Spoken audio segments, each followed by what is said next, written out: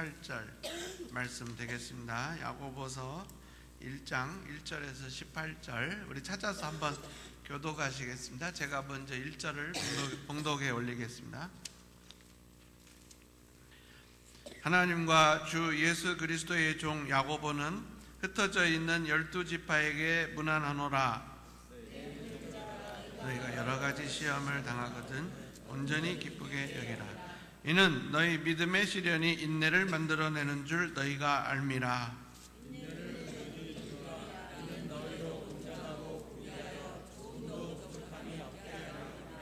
너희 중에 누구든지 지혜가 부족하거든 모든 사람에게 후히 주시고 꾸짖지 아니하시는 하나님께 구하라. 그리하면 주시리라.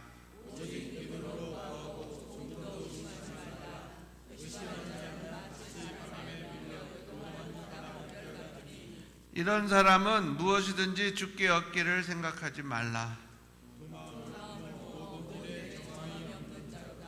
낮은 형제는 자기의 높음을 자랑하고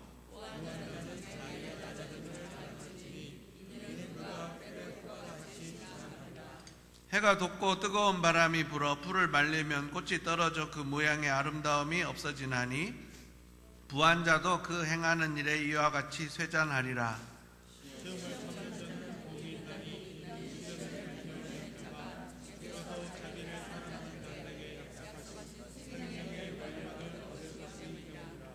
사람이 시험을 받을 때 내가 하나님께 시험을 받는다 하지 말지니 하나님은 악에게 시험을 받지도 아니하시고 친히 아무도 시험하지 아니하시느니라. 오직 각 사람이 시험을 받는 것은 자기 욕심에 끌려 의욕되니 욕심이 잉태한즉 죄를 낳고 죄가 장성한즉 사망을 낳느니라. 내 사랑하는 형제들아 속지 말라. 온갖 좋은 은사와 온전한 선물이 다 위로부터 빛들의 아버지께로서 내려오나니 그는 변함도 없으시고 회전하는 그림자도 없으시니라. 그가 그 피조물 중에 우리로 한 첫 열매가 되게 하시려고 자기의 뜻을 따라 진리의 말씀으로 우리를 낳으셨느니라. 아멘. 사랑하는 여러분, 우리는 지난주에 이어서 일반 서간문, The General Epistles, 일반 서간문을 가지고 은혜를 받고 있습니다. 일반 서간문은 대부분이 AD 60년대 이후 70년대 전, 그러니까 그 AD 60년, 70년 그 사이에 일반 서간문 대부분이 쓰여졌습니다. 당시 성령님께서 야고보 장로님 또 베드로 사도님 이런 분들의 마음속에 곧 환란이 다가온다, 곧 환란이 온다. 그러니까는 그 환란이 오기 전에 지중해권에 있는 모든 성도들에게 편지를 보내서 다가올 환란을 예비시켜라, 이런 감동을 주셨습니다. 그래서 일반 서간문, 베드로전서, 베드로후서, 야고보서, 요한일서, 2서, 3서, 유다서, 또 히브리서를 포함하면 이 일반 서간문은 다 다가올 환란을 예비하라. 그 메인 주제가 바로 그런 메시지죠. 그래서 지금도 지금 이 시대도 그러한 다가올 환란의 조짐들이 조금씩 보이는 시대 속에서 저와 여러분이 살고 있습니다. 바로 이때가 우리가 일반 서간문을 공부해야 할 때죠. 그래서 일반 서간문을 통해서 다가올 환란에 대비할 영적 힘, 영적인 지혜를 우리 사랑하는 성도님들과 함께 저도 얻게 되기를 간절히 예수님 이름으로 축원합니다. 오늘은 일반 서간문 중에서 야고보서를 통해서 은혜 받기를 원합니다. 야고보 장로님은 예수님의 동생입니다. 그래서 우리 마태복음 13장 55절 한번 같이 읽어볼까요? 마태복음 13장 55절 시작. 이는 그 목수의 아들이 아니냐? 그 어머니는 마리아, 그 형제들은 야고보, 요셉, 시몬, 유다라 하지 않느냐?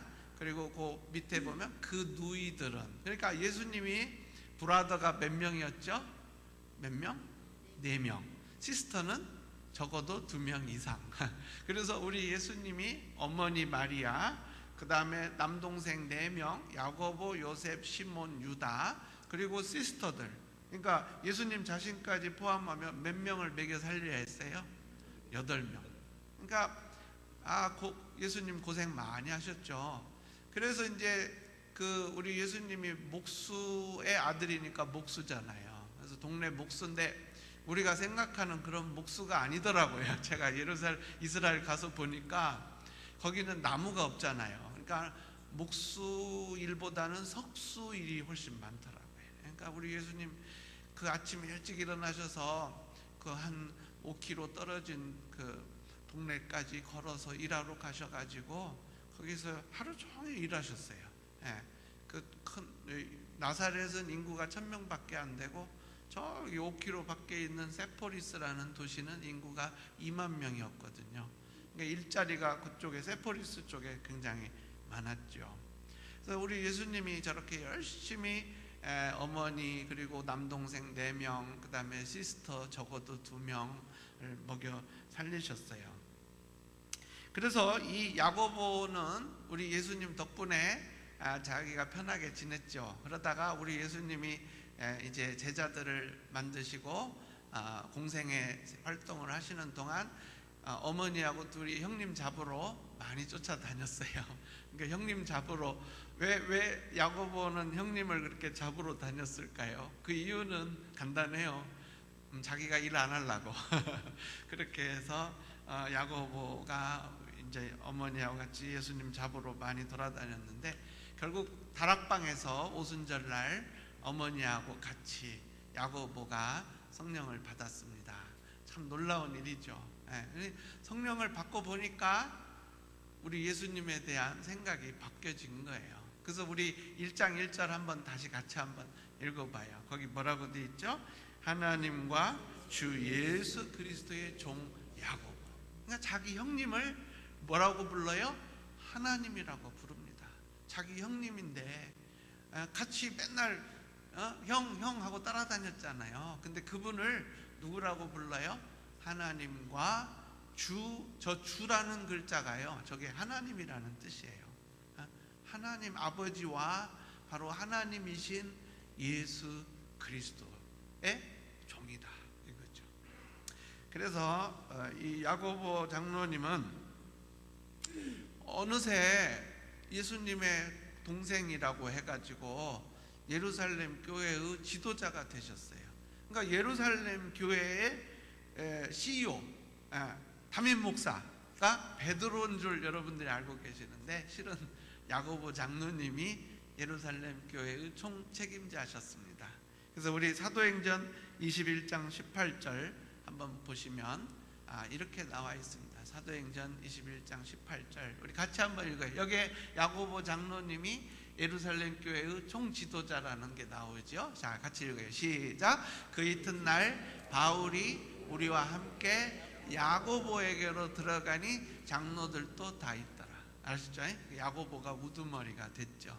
그래서 이제 이 야고보 장로님이 예루살렘 교회를 이끌어 가시는데 얼마나 문제가 많은지 몰라요. 마귀가 호시탐탐 노리죠. 그래서 야고보 장로님은 기도의 사람이 됐습니다. 그래서 얼마나 무릎을 많이 꿇고 기도를 했는지 무릎에 굳은 살이 박혔어요. 그래서 나중에는 낙타 무릎같이 됐어요. 그래서 야고보 장로님의 별명이 낙타 무릎입니다. 그래서 그 정도로 기도를 많이 하셨어요. 그래서 이제 야고보 장로님께서 예루살렘 교회를 이끌어 가시다가 AD 62년에 순교하셨습니다. 그러니까는 AD 62년에 그 폭도들이 와가지고 야고보 장로님이 조금 높은 데서 기도하시는데 확 밀어버렸어요. 그래가지고 밑으로 굴러 떨어졌어요. 저 높은 데서 툭 떨어졌어요. 그러니까 폭도들이 몰려가 보니까 바위에 떨어져가지고 피를 철철 흘리시는데 또 무릎 꿇고 기도하고 있더래요. 그러니까는 어떤 남자가 야구방망이 같은 걸로 뒤통수를 탁 때려가지고 순교시켰대요. 그게 팍스라는 사람이 쓴 순교자의 책에 나오는 이야기입니다. 우리 사랑하는 여러분, 야고보 장로님은 AD 62년에 예루살렘 교회를 지휘하시다가 순교하셨어요. 그래서 이 야고보서는 AD 62년 전에 쓰여진 책이죠. 그래서 이 야고보 장로님은 시시각각 다가오는 그 환난의 앞에서 성령님의 감동을 받아서 이 환난하 행동 지침, 환난이 왔을 때 어떻게 이 지중해권에 이제 막 생겨난 기독교 교인들이 살아남을 것인가, 그 환난하 행동 지침을 야고보서를 통해서 주셨습니다. 그래서 이 야고보서의 그 목적, 그게 바로 저 2절에 다 들어있습니다. 요 야고보 1장 2절 속에 야고보서를 쓴 저술 목적이 들어있어요. 우리 같이 한번 1장 2절 읽겠습니다. 시작. 내 형제들아, 너희가 여러 가지 시험을 당하거든 온전히 기쁘게 여기라. 그래서 이제 한국말로 시험에 여러 가지, 영어로는 여러 가지 뜻이 있죠. 테스트라는 뜻도 있고요, 트라이얼이라는 뜻도 있고요, 템테이션이라는 뜻도 있어요. 그러니까 우리말로 시험인데, 시험 속에는 영어로 표현하면 세 가지, 테스트, 그 다음에 트라이얼, 그리고 템테이션, 세 가지 뜻이 있죠. 근데 여기는 지금 뭘로 받았냐면, 영어로 보시면 whenever you face trials of many kinds 그랬습니다. 그래서 이 트라이얼이 올 때 트라이얼이 온다는 거죠. 이제 앞으로 트라이얼이 지금도 오고 있고 앞으로도 계속 온다 이거죠. 그러니까는 환난하 행동 지침이 뭐냐, 바로 2절이 환난하 행동 지침이에요. 그러니까 우리 기독교라는 이 종교는 환난을 피하라, 이게 우리 기독교가 아니에요. 환난을 막아라, 이게 아니고, 환난이 올 때 그 누구에게나 오는 건데, 올 때 어떻게 하라 이거죠. 올 때 어떻게 하라는 거예요. 2절, 내 형제들아, 너희가 여러 가지 시험을 만나거든 어떻게 하래요? 온전히 기쁘게 여기라는 거예요. 이게 환난하 행동 지침입니다. 시험이 엄청나게 몰려올 텐데 그것이 오면 어떻게 하래요? 기쁘게 온전히 기뻐하래요. 그래서 영어로는 뭐라고 되어 있어요? Consider it pure joy. 저 pure라는 말은 아무것도 안 섞인 기쁨이죠. 아무것도 안 섞인 기쁨. 그러니까 우리가 목사님이 기뻐하세요 그러면 마지못해서 이게 아니고, 그런 기쁨이 아니고 그냥 좋아가지고 우와 환난이 왔네, 환난이 왔어, 한번 붙어보자 막 이거죠. 막 엔돌핀이 막 도는 거예요. 어려움이 왔는데 막 엔돌핀이 도는 거예요. 그러면서 우와 또 왔구나, 만나자, 이놈 한번 붙어보자 이거죠. 그래서 우리 그런 감정을 살려서 2절 한번 같이 읽어보세요. 시작. 내 형제들아, 너희가 여러 가지 시험을 당하거든 온전히 기쁘게 여기라. 이야, 대단해요. 역시 예수님 동생다워요, 그렇죠? 그리고 이거 보면은 꼭 군대에서 쓰는 통신문 같아요, 그렇죠? 인사말도 없어요. 그냥 송신, 야고보, 수신, 흩어져 있는 12지파, 그 다음에 내용으로 바로 들어가서 그것도 결론. 내 형제들아, 너희가 여러 가지 시험을 당하거든 온전히 기쁘게 여기라. 끝. 근데 이제 여기서 끝난 게 아니고 이제 계속 이제 말이 이어져 가는 거죠. 왜 우리가 여러 가지 시험을 당하면 그것을 아무것도 안 섞인 기쁨으로 받아들여야 하느냐, 그게 왜 그러느냐 이거죠. 그래서 저 흩어져 있는 12지파가 바로 누구냐? 신약교회입니다. 신약교회. 그래서 이제 지중해권에 흩어져 있었죠. 로마에도 좀 있었고, 저 그리스에도 많이 살고 있었고, 터키에도, 제가 터키에 가서 이렇게 쭉 버스를 타고 터키를 완전히 동해에서 서로 횡단을 했는데, 가는 데마다 이제 기독교 공동체가 있었던 거죠. 그러니까 거기 다 포함하는 거죠. 이집트의 그 알렉산드리아까지 다 포함해서 싸그리 다 저 이라크의 바그다드 쪽까지 다 포함해서 흩어져 있는 12지파들에게 환란에 대한 대비책이 너무 우습지 않아요? 내 형제들아, 너희가 여러 가지 시험을 당하거든 온전히 기쁘게 여기라. 이게 환란에 대한 대비책입니다. 그래서 왜 그러느냐? 오늘 설교 제목이에요. 우리 설교 제목 한번 보여주세요. 오늘 설교 제목이 뭐죠? 다 같이 읽겠습니다. 시작. 고난은 보약입니다. 그러니까 이제 고난이 환란이고 환란이 고난이죠. 그래서 고난은 보약이기 때문에 우리가 그 고난이 다가올 때 아무것도 안 섞인 기쁨으로 그 고난을 맞이하라는 거죠. 그래서 스펄전 목사님이 하신 유명한 말이 있어요. 뭐요? 고난은 하나님의 확성기다. 그래서 고난은 하나님의 확성기예요. 그래서 우리같이 무딘 사람들도, 저같이 이렇게 무딘 사람도 고난이 오면은 하나님의 음성을 듣기 시작합니다. 그러니까 이 고난이 굉장히 좋은 거죠. 또 이 루터는 맨날 고난 속에서 살았어요. 신성 로마 제국의 황제였던 카를 5세는 호시탐탐 루터를 죽이려고 그랬죠. 그래서 루터야 이리 와봐, 좀 이리 좀 와봐. 그럼 루터가 가면 죽이려고요? 그러면 안 죽일게, 이리 좀 와봐. 그래서 이제 보름스 국회로 불렀죠. 근데 실은 죽이려고 한 거예요. 그러나 사람들이 루터를 옆에서 둘러싸고 못 죽이게 막았죠. 또 루터는 프랑스 왕도 죽이려고 그랬고요. 독일에 당시 제후가 5명이 있었는데 그 제후 5명 중에 4명이 루터를 죽이려고 했습니다. 그러니까 얼마나 힘들었겠어요. 그 루터가 한 유명한 말이 우리 인생 최대의 고난은, 그 다음 말이 뭔지 아세요? 우리 인생 최대의 고난은 고난이 없는 거다 라는 말을 루터가 했습니다. 여러분, 태평하다고 나는 굉장히 좋아, 그게 아니에요. 그게 가장 위험한 순간이에요.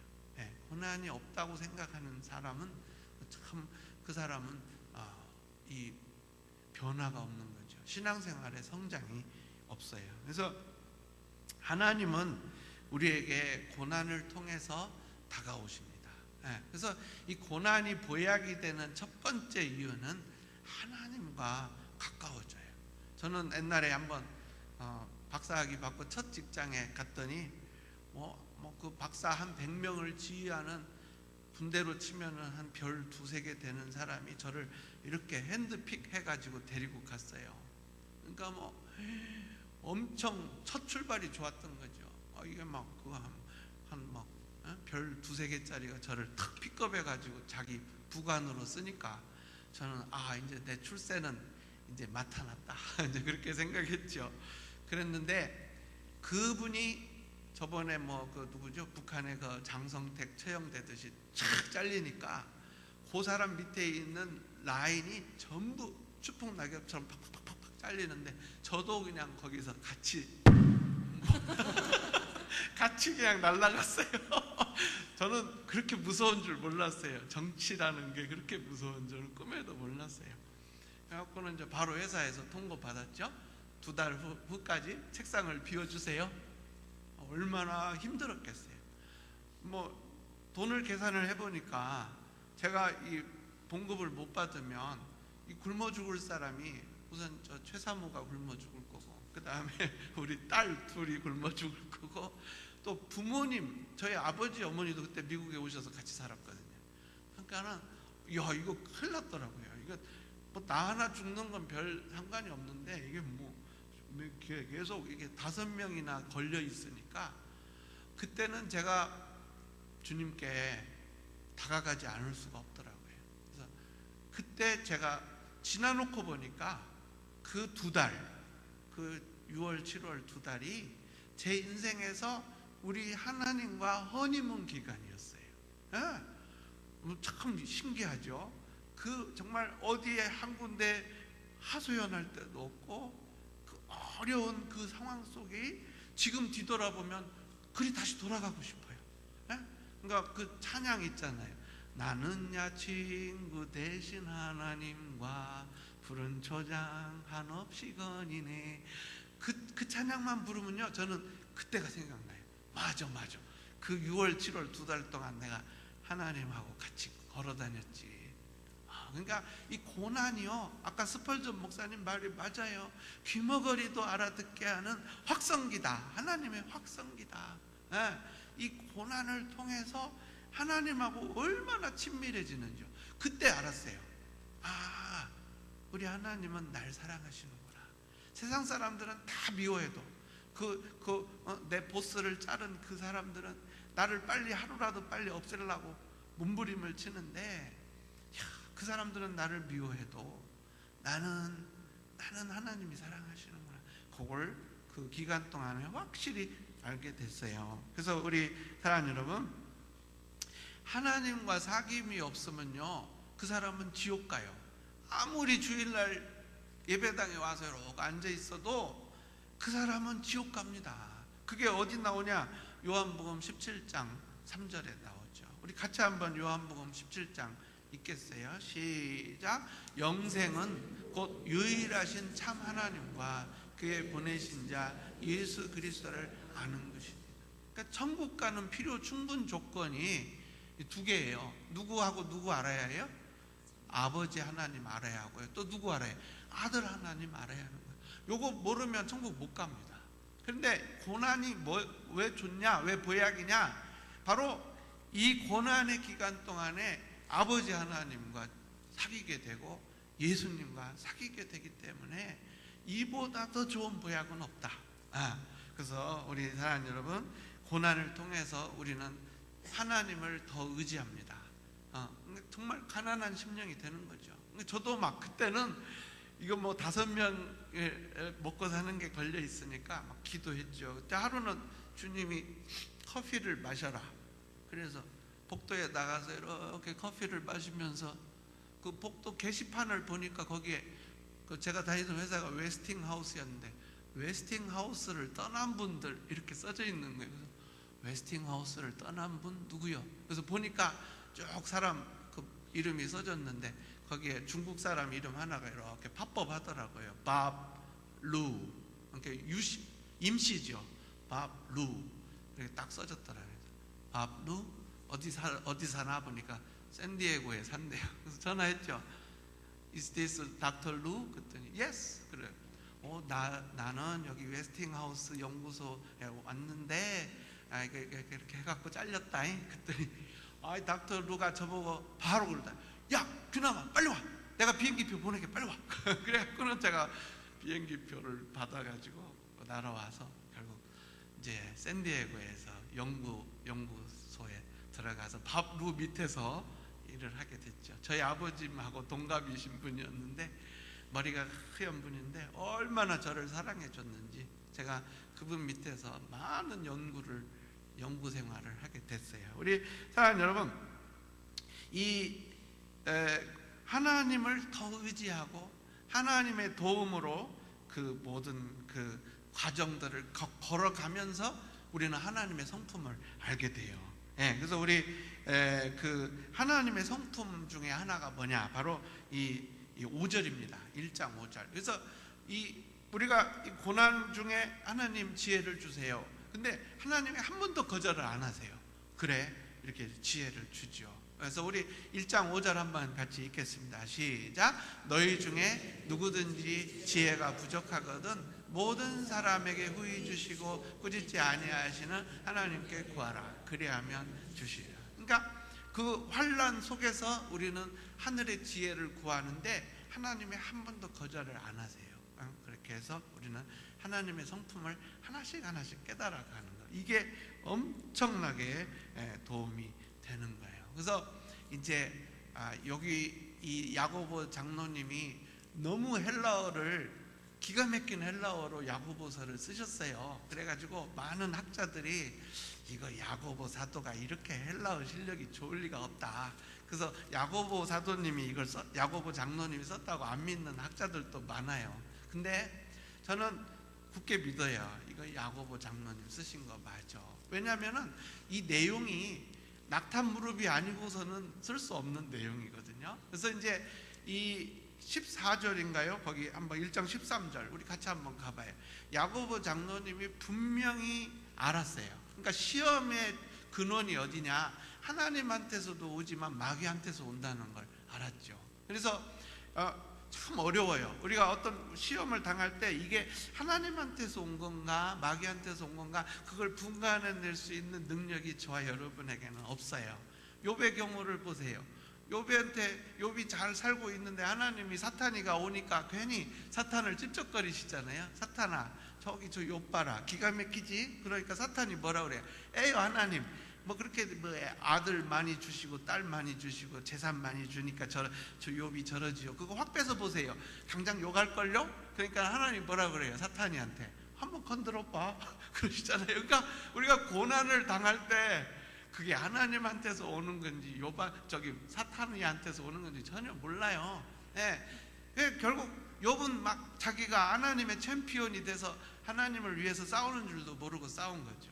우리도 마찬가지예요. 근데 이제 많은 사람들이 하나님이 유혹을 주셔갖고 내가 넘어갔어. 근데 저 13절부터 시험은 이제 템테이션입니다. 그래서 사람이 유혹을 받을 때 내가 하나님께 유혹을 받는다 하지 말지니 하나님은 악에게 유혹을 받지도 아니하시고 친히 아무도 유혹하지 아니하시니라. 야고보 장로님이 깨달은 거예요.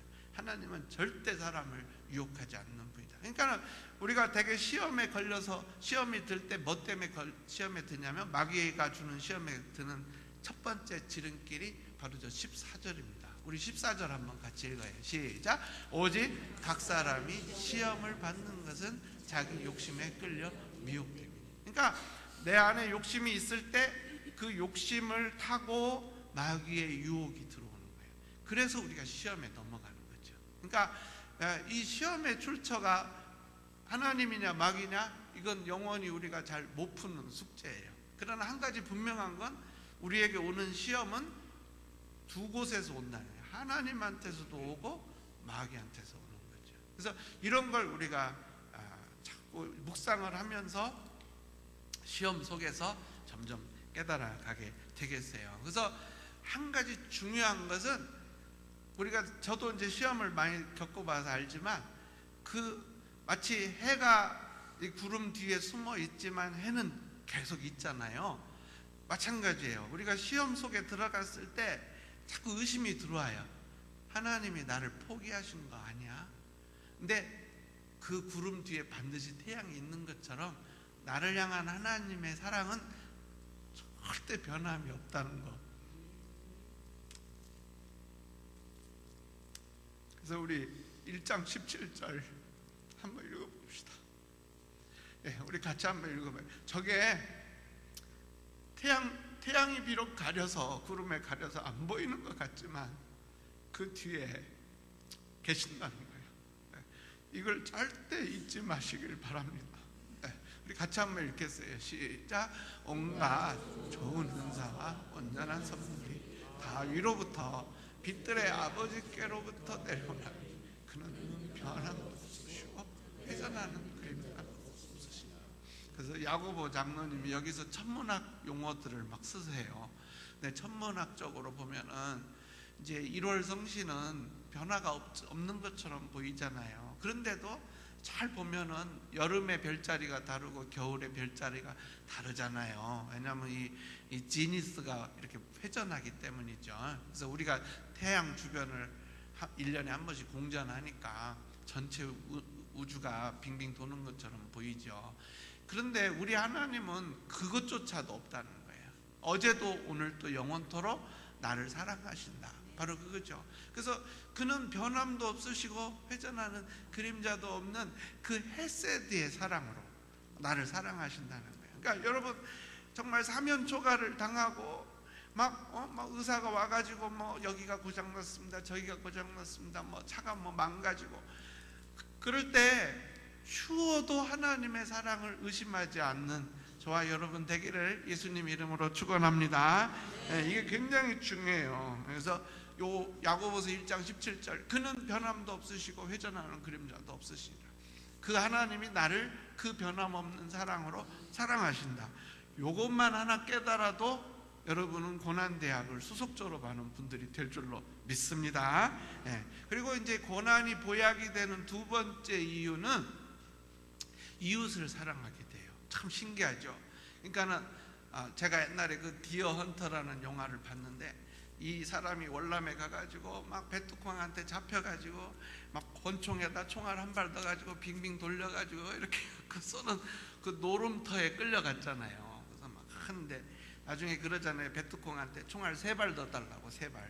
그게 그때 베트콩이 3발을 넣어주니까 그걸로 빙빙 돌려가지고 자기 쏘는 척하고 베트콩들을 쏴서 죽이고 탈출하잖아요. 그래가지고 미국에 탁 돌아오잖아요. 공수부대 옷 딱 입고. 근데 과거에 그 술친구들이 탁 이렇게 할 때 아주 의젓하잖아요. 탁 늠름하잖아요. 고난을 수없이 통과하고 와가지고 그 이웃을 사랑하잖아요. 그러니까 그게 참 중요하더라고요. 우리가 고난을 통과하면 통과할수록 이웃사랑이 생기더라고요. 그래서 이 장로님께서는 뭐라고 말씀하시냐, 1장 9절과 10절 잠깐만 비춰주세요. 우리 같이 한번 이 고난을 통한 겸손, 우리에게 오게 돼요. 우리 9절 10절 한번 같이 읽읍시다. 시작. 낮은 형제는 자기의 높음을 자랑하고 부한 자는 자기의 낮아짐을 자랑할지니 이는 그가 풀의 꽃과 같이 지나갑니다. 그래서 어떤 사람은 떵떵거리고 살아요. 막 돈도 많고 권력도 있어요. 어떤 사람은 맨날 쪼들리면서 살아요. 근데 그게 아무 소용 없다는 거예요. 왜? 풀의 꽃과 같이 샥 지나가니까. 결국 우리가 사는 이 60, 70, 80 평생은 아무것도 아닌 우주의 그 시간에 비하면 이것은 한 점에 불과한데, 실은 어디서 모든 게 판결 나느냐, 천국에 갔을 때 판결이 난다는 거죠. 그러니까는 낮은 형제는 자기의 높음을 자랑하는 거예요. 여러분, 내가 지금 비록 좀 낮지만 조금만 있으면 하나님 나라에 가가지고 거기서 하나님의 상속자로서 떵떵거리고 살 겁니다. 또 마찬가지죠. 권력자는 자기의 낮아짐을 자랑하는 거예요. 여러분, 내가 지금 땅에서는 조금 당신보다 높을지 모르지만 내가 저 천국에 가면은 당신하고 똑같은 하나님의 자녀요. 이렇게 그걸 어떻게 깨닫냐? 고난을 통해서. 이 세상의 모든 명예와 부귀와 권력은 아무것도 아니라는 걸 고난을 통과하면서 서서히 깨닫게 되는 거죠. 그래서 우리 사랑하는 여러분, 고난을 통해서 우리는 정말 이웃을 사랑하게 되고 이웃을 위해서 중보기도 하는 사람이 되고요. 그리고 전도하는 사람이 되는 거예요. 전도. 이 전도가 굉장히 중요하죠. 그래서 우리 사랑하는 여러분, 오늘 이 야고보 장로님이 이렇게 62년에 그 폭도들에게 맞아서 순교하셨는데, 그 순교하시기 전에 이렇게 그 수많은 고난을 통과한 선배로서 우리에게 환난하 행동 지침을 주셨는데, 첫째, 고난은 보약이다. 왜? 고난을 통해서 누구와 가까워지니까? 하나님과 가까워지니까. 고난은 보약이다. 왜? 바로 그 고난을 통해서 내 이웃을 정말 사랑하게 되니까. 그리고 마지막 세 번째로, 고난은 보약이다. 왜? 그 고난을 통해서 내가 예수 그리스도의 인격을 더 담는 사람이 되니까. 이게 야고보 장로님의 논지가 되겠어요. 그래서 우리 이제 제가 이렇게 야고보서를 수십 년 연구했습니다. 오랫동안 연구한 거예요. 그걸 그냥 엑기스만 모아서 오늘 여러분들에게 전달하는데, 그 고난을 통해서 이제 우리가 어떻게 되느냐, 그 영성, 스피리추얼리티, 그러니까 영성을 우리가 이루게 돼요.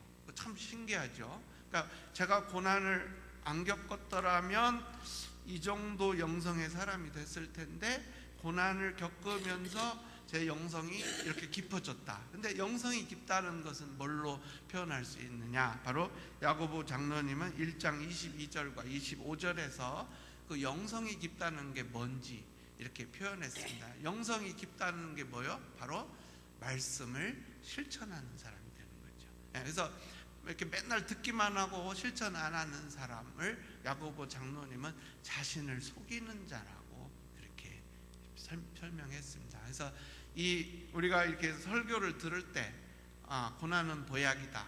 그럴 때 그것을 받아가지고 내가 다음에 고난이 왔을 때, 잘 왔다. 목사님이 저번에 야고보 설교할 때 퓨어 조이를 가지라고 했다. 나 퓨어 조이를 가지고 고난을 확 끌어안는다. 요런 자세.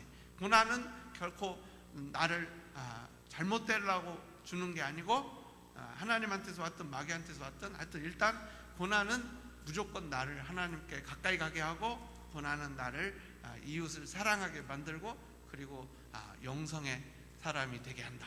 그래서 우리 저 1장 25절 영성의 최고봉이 뭔가 우리 한번 같이 봅시다. 시작.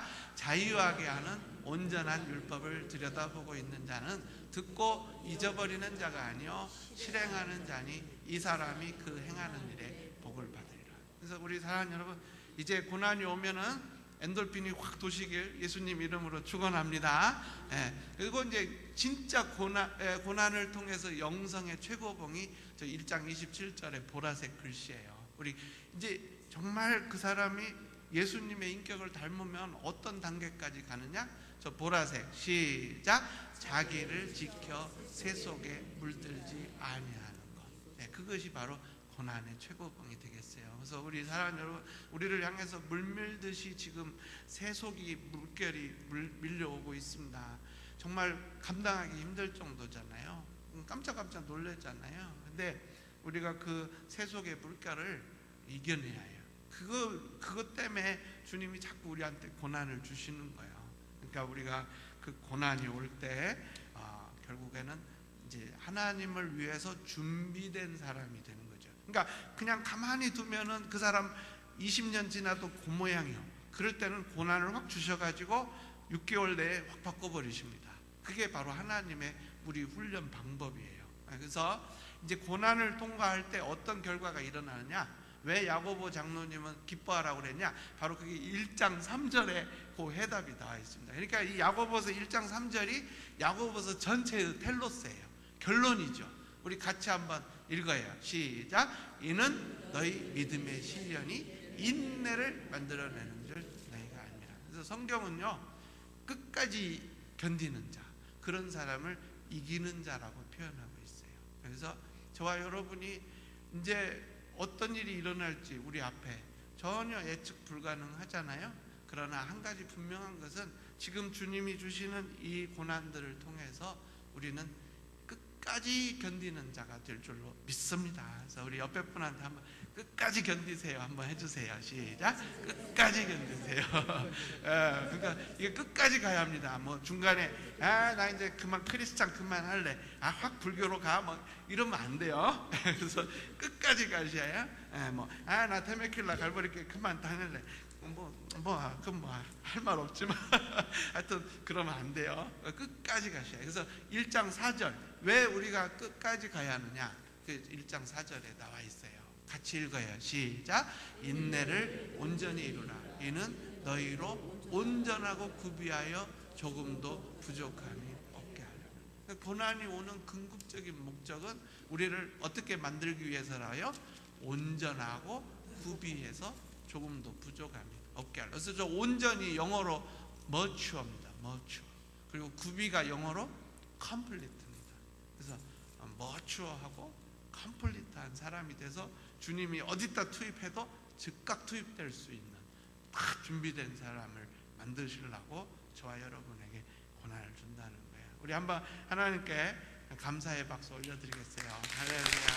감사합니다.